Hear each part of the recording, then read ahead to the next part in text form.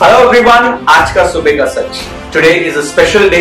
India enters and completes 73 years of independence.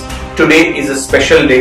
आजादी मुबारक. Now Independence Day के नाम पे हर किसी को अपना अपना एक स्पेशल चीजें याद रहता है. मेरा बचपन दिल्ली में गुजरा है और मेरे लिए इंडिपेंडेंस डे 15 अगस्त का मतलब है पतंग उड़ाना. Now पतंग उड़ाना is a festival for specially north और दिल्ली पीपल, क्योंकि आप छत पे जाते हैं, एक तरह का एक पूरा दिन प्लान होता है और आप सुबह से शाम तक पतंगे उड़ाते हैं, कंपटीशन करते हैं, वहीं छत पे खाना भी आ जाता है, स्नैक्स भी आ जाता है. It's an entire celebration. But many of you know that how it started. ये पतंग उड़ाने का 15 अगस्त के दिन में कैसे शुरू हुआ था. बैक इन 1927 एक मिशन शुरू हुआ था, गो बैक साइमन. हाँ, उस टाइम पे Twitter, Facebook, social media, telephone कुछ भी नहीं होता था, तो लोगों ने ये पतंग को एक जरिया बनाया और उसको एक प्रोटेस्ट के नाम पे पूरा प्लान किया.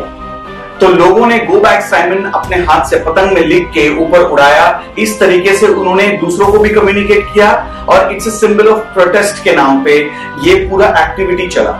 इससे क्या पता चलता है कि उस जमाने में जहां पे कुछ भी नहीं था, people took out a way to protest और कम्युनिकेट रादर. सो कम्युनिकेशन में एक जरिया निकाला हम लोगों ने जहां पे कोई पॉसिबिलिटी नहीं दिखा, और वो इतना इंपैक्टफुल था कि आज भी लोग उसको कंटिन्यूअसली फॉलो करते हैं. शायद बहुत लोग जानते नहीं होंगे, मगर वो परंपरा चली आई. दैट इंपैक्ट दैट क्रिएटेड कि पतंग उड़ाना एक तरीके से रिचुअल बन गया है. सो आज के जमाने में भी कुछ भी आप चाहें, if you want to communicate, if you want people to communicate, then you can. सिर्फ अंदर से एक छोटा सा चिंगारी आना चाहिए. So stick to your communication way and believe that if you want and if you can, then you should find a way to communicate.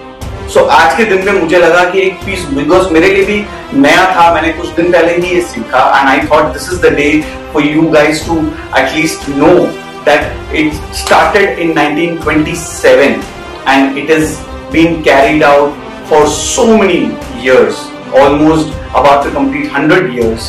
It all started with one protest. Have a nice day.